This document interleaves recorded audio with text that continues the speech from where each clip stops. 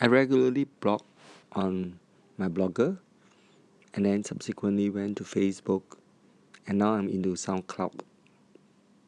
A lot of people think that actually I'm very bored, and I actually don't have much life, and where do I find so much time to do all this? Or what exactly am I doing? Why am I sharing the Dharma over the internet? I'm not a monk, I'm not a Buddhist teacher, and why should I even bother? Well, to confess, in the first place, I'm dyslexic. That means I use a lot of this practice to write as a way to learn how to perfect my writing. Secondly, I'm extremely forgetful. Everything that I try to remember, for a while, immediately I'll forget. I have very short-term memory, and I'm like a goldfish. The minute you tell me something, very soon I'll forget. So to write it down, to record down, it's not just for myself, and hopefully for people who also have the same problem and subsequently can share this information. So it's been a very fun journey, learning, sharing, and at the same time let everybody knows my weakness and my strength like an open book. It is not so much to be famous. Well, in fact, I was never famous. It's not so much to prove anything that I'm better, but more so because I have really a learning disability to begin with. And I understand people who have learning disability too. So, why do we teach? And who should teach? Well, a lot of people say, how dare you teach the Dhamma? Are you sure you're qualified to teach? Your PhD is in medical ethics. It is not in Buddhist ethics, although I have written in Buddhist ethics. And also, what makes you qualified as a Buddhist teacher? Well, I don't know. Just because I was brought up in a temple since I was 5 years old. People do think that I know more about the Dhamma than anybody else. Actually, it's not true. Well, but I did break more Buddha statue than anybody else. When I start to play hamdam bola in the temple, or use a basketball as a bowling ball to hit all the vase on the floor. Well, those were the days growing up in a temple. It's been very fun and very disruptive and very destructive for me. But it was a great, great experience. So when I grew up in a temple, people think that, well, you grow up in a temple, you must have some elements that you know and you can teach. And that's where I started teaching Dharma for many years in various temples. And that's because also part of the thing is that most of my teachers are nuns and monks, and they have always tell me about the Dharma. So I've been very lucky. And I thought I should always share this luck with everybody else and this so-called experience with somebody else. It is important to watch our intention, our motivation, and our reason for doing something. I know what my reasons are. When I share the Dhamma, when I share the Buddha's teaching, when I share what the sutras teach, it is a good reminder for myself. It is a good way for me to revise, and revise very hard, so that I can dare to stand on the stage to talk to people about the Dhamma. It is a good experience. It is a good chance for me to do all this revision. Otherwise, nobody can actually know how much you understand about a topic until you start talking about it. And when you are being asked questions about it, whether you can answer your students or the fellow listeners about the things they don't understand. So it is like forever learning how to dance, but never went for competition, or you have always studied on a subject but never went for an examination. So sometimes I view teaching as a way to put myself on a test to know whether I really know the topic well. But knowing the topic is not enough. A lot of people expect teachers to be perfect practitioners, That means they must practice what they teach, they must practice what they preach. I think that is really sometimes a very hard call for a lot of people. Well, if you yourself are not perfect, why should you expect other people else to be?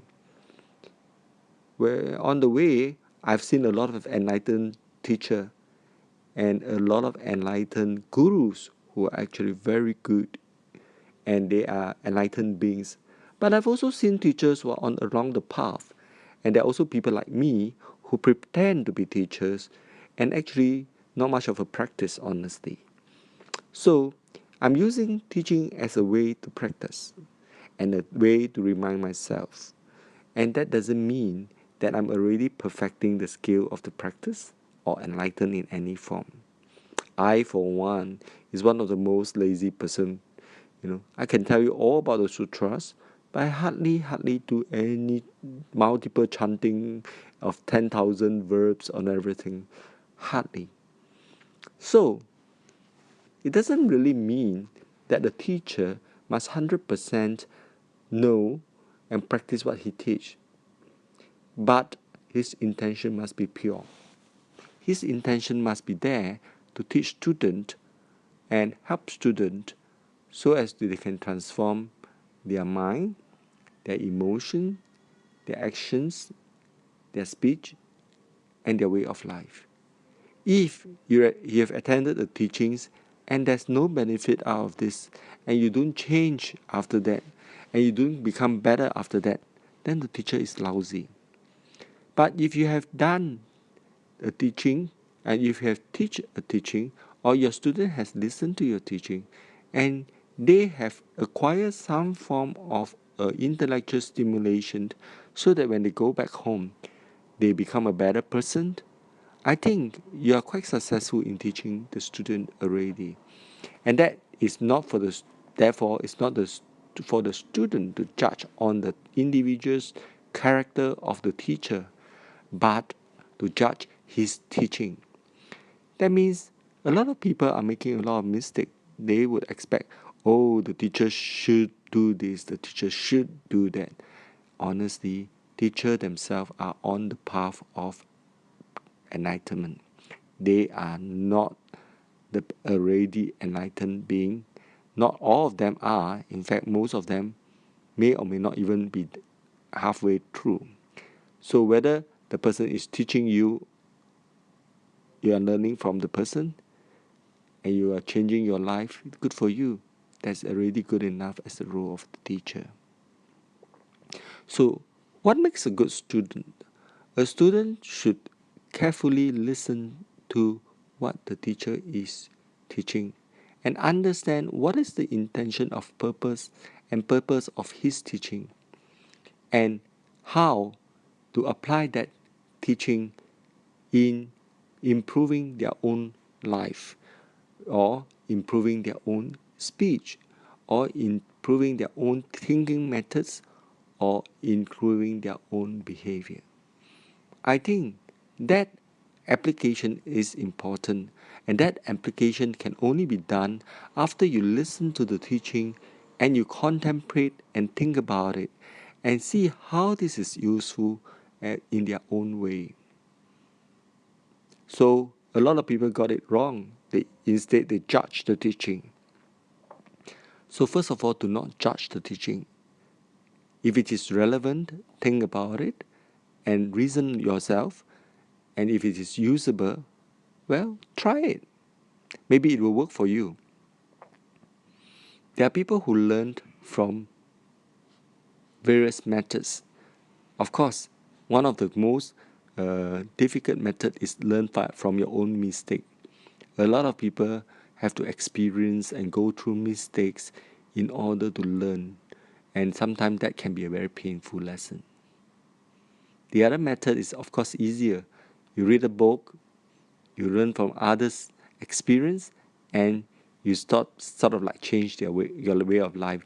But that's not so easy, because many people read a book and then think that it only happens to somebody else and will never happen to them in the first place. Well, the third method is follow a teacher. When the teacher teach, he sometimes finds the way, And sometimes he teach from experience. And when a teacher that teach from experience and with his hard-earned experience sharing with you, you feel an affiliation of what the teacher is going through, and then you learn not to make the same mistake, learn to be better. So, what is a good student? A good student, in the first place, like I say, should not have doubt.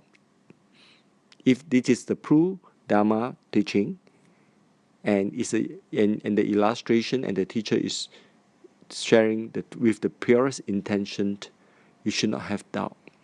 If you doubt his teaching, then of course you won't believe in it. The next is have some faith. I think faith in the teaching means, well, I don't know whether this is really going to work, but at least I'm going to try. Never say no, no, no. Because when you start to have no faith in the teaching and you reject the teaching, then why even bother to attend such a teaching? Once you have no doubt, then you have faith, then subsequently you try it out. You try out what the teacher recommends. If it works, yes, good for you. If it doesn't, then never mind. Find out why it doesn't work from the teacher, or find another teacher. It doesn't really matter.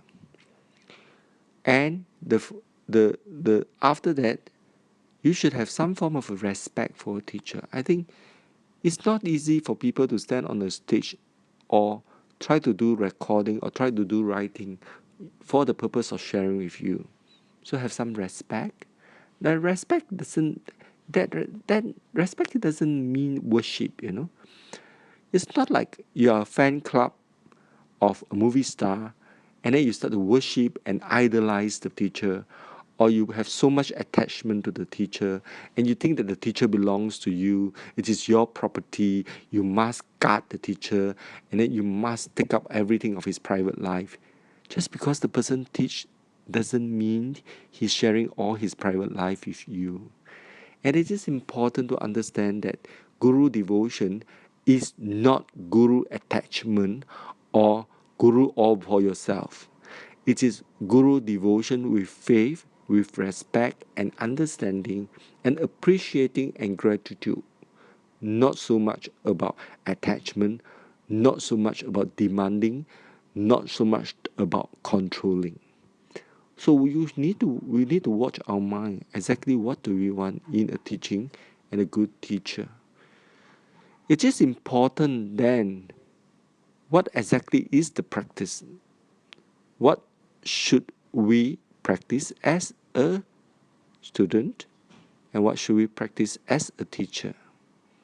And if we know, then what is the objective of all this? I've earlier said that it is important to have this human life. And in fact, in order to attain enlightenment, it is important to have human beings, because the Buddha was a human being and the teachers are also human beings. You need a proper human being to transfer to you the knowledge. Of course, that's important to have Dharma text as well. But a lot of people read Dharma text and don't understand the text, and they may not be able to interpret the text well. So a good teacher will be someone who is able to read the text, understand the meaning, and able to explain it so that you can understand the Dharma text.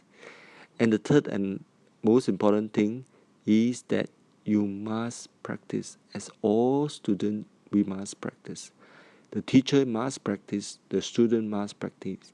Just because the teacher is teaching doesn't mean he's on a higher level, he is much better, or he has already reached enlightenment. Most teachers are still in the path, still in the work in progress, and still trying to do their best. But they have the purest intention of sharing, teaching, guiding, and helping the student. And it is important to have this type of teacher who is willing to share their experience with you. So thank you very much and good night.